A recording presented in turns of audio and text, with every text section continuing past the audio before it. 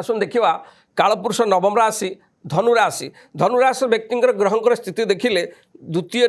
तृतीय राहुंकर अवस्थान चतुर्थ शनिकर अवस्थान पंचम मंगलंकर अवस्थान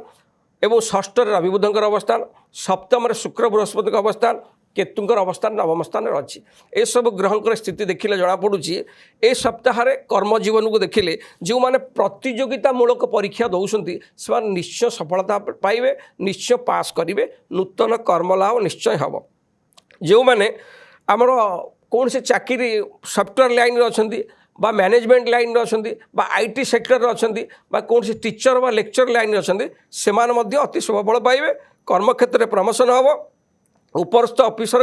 साहाय्य सहानुभूति आप पाइबे कर्मक्षेत्र ए सप्ताह धनुराशि व्यक्ति विशेष मानी अति सुंदर फल दब जो मैंने न्यायपालिका जेलर बा मेडिकल चाकरी कर अति शुभफल पाइबे विशेषकर धनुराशि व्यक्ति विशेष मानी ए सप्ताह कर्म और बेपार जीवन अति सुंदर फल दब बेपार वाणिज्य आप आशा अधिक लाभ करेंगे बेपार पार्टनर बेपार आप आगू आहरी बढ़े पार्टनर सहित भल तालमेल रेपार आप निश्चय लाभवान हे आमदानी बढ़ आसन देखा धनुराशि व्यक्ति आर्थिक स्थिति अर्थ क्षेत्र बहुत मजबूत अर्थ निश्चय आय बढ़ व्यय कम हम आसन देखा धनुराशि व्यक्ति पारिवारिक स्थिति किभली रोचे चतुर्थ भाव शनिकर अवस्थान हेतु कौन से पैतृक संपत्ति परिवार पुराणा संपत्ति की नहीं भाई भाई मध्य कलह विवाद निश्चय लगे ये कलह थाना बा कोर्टर द्वारस्थ हो पाए एथि आप जगि चलवा अति जरूरी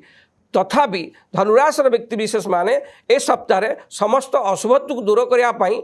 शुभफल पाइबापी हेले प्रत्येक दिन भगवान श्री विष्णु सहस्र नाम जप करंतु प्रत्येक दिन भगवान विष्णु को किसी तुलसी दल अर्पण करंतु